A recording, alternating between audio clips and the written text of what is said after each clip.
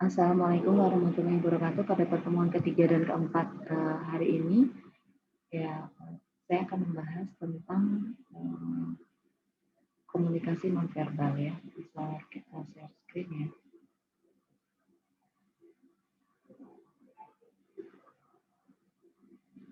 Untuk komunikasi nonverbal, kita lihat untuk materi yang pertama di sini adalah pengertian dari komunikasi nonverbal. Ini adalah suatu proses penyampaian pesan tanpa kata yang menimbulkan makna. Nah, ini lebih kepada bahasa tubuh ya yang bisa kita paling gampang mudah dipahami ya. Kemudian adanya lambaian tangan juga termasuk ya. Fungsi dari komunikasi nonverbal di sini adalah mengirimkan makna ya. Apa makna daripada lambaian tangan tersebut misalnya ya. Misalnya untuk memanggil teman ya. Atau untuk say hello misalnya dengan teman. Yang kedua mempengaruhi orang lain ya. Bagaimana orang lain itu bisa melihat lambaian tangan kita misalnya ya. Terus mengatur alur percakapan ya, serta mengekspresikan identitas kita ya. Jadi bisa menjadi perwakilan daripada identitas yang kita miliki.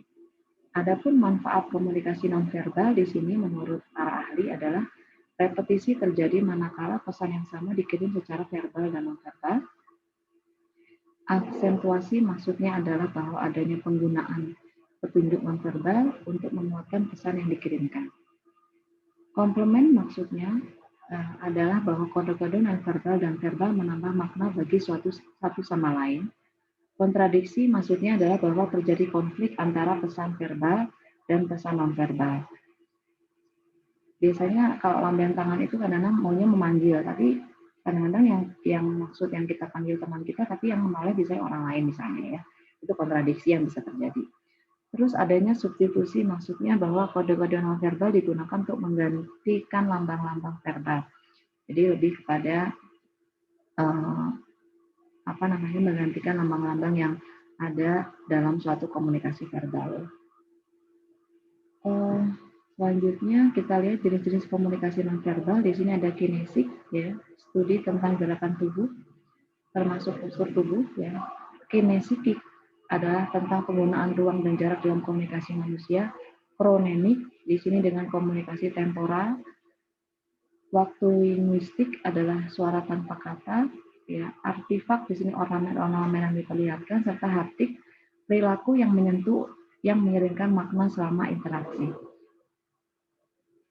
Kemudian ada keunggulan komunikasi nonverbal dalam bisnis ya. Itu kesahihan, sulit dimanipulasi, mudah mendeteksi ya, adanya efisiensi, dapat menafsirkan maksud maupun sikap mereka. Kategori dalam sinyal nonverbal di sini adalah adanya ekspresi wajah ya. Biasanya kalau tersenyum itu misalnya sedang menyapa seseorang, misalnya baru dikenal ya.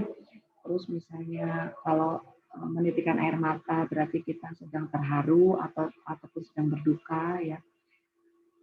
Kadang-kadang kita mengernyitkan dahi misalnya kita sedang berpikir atau sedang tidak mengerti. Terus ada gerak isyarat dan sikap tubuh ini juga menjadikan ekspresi pesan-pesan spesifik. Ada karakteristik vokal di sini, ada penampilan pribadi serta adanya sentuhan. Ini juga salah satu kategori sinyal nonverbal. Variasi budaya dalam komunikasi nonverbal yaitu menentukan bagaimana orang tersebut berkomunikasi secara nonverbal. Yang meliputi budaya Barat Timur, ya konteksnya di sini lebih kepada bagaimana kita melihat suatu komunikasi tersebut disampaikan oleh budaya yang berbeda, misalnya.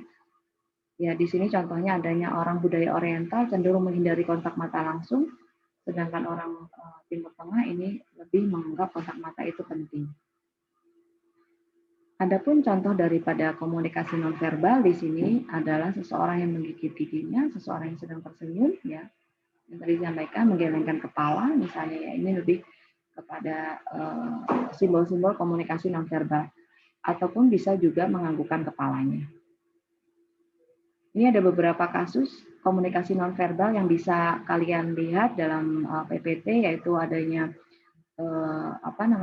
kesalahpahaman antara resepsionis dengan tamu hotel ya. Mungkin cukup sekian penjelasan PPT pada pertemuan kali ini. Silahkan apabila ada pertanyaan bisa disampaikan melalui Classroom. Terima kasih. Wassalamualaikum warahmatullahi wabarakatuh.